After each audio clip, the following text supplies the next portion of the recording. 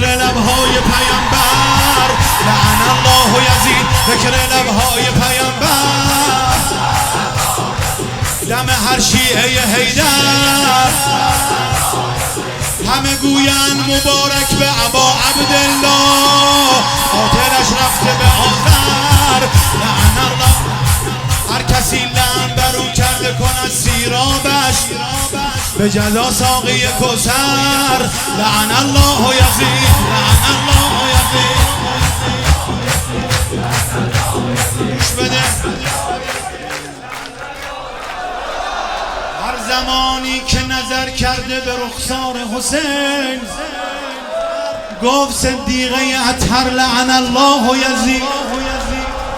آب می نوشم و از سوز جگر می گویم السلام ای شه بی سر، لعن الله یزید، لعن الله یزید، لعن الله یزید، لعن الله یزید. شادی قلب ابوالفضل و ابا عبدالله، بگو با این دو برادر لعن الله یزید.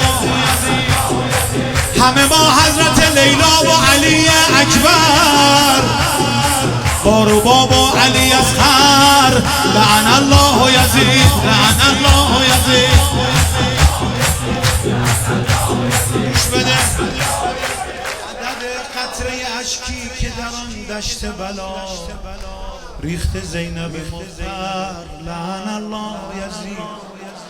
عدد آن همه شمشیر که کوفی آورد، عدد آن همه خنجر، لعن الله یزید.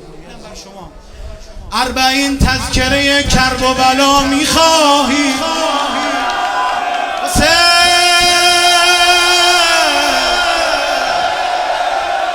بگو تا لحظه آخر، لعن الله یزید، لعن الله یزید، لعن الله یزید، لعن الله یزید، لعن الله.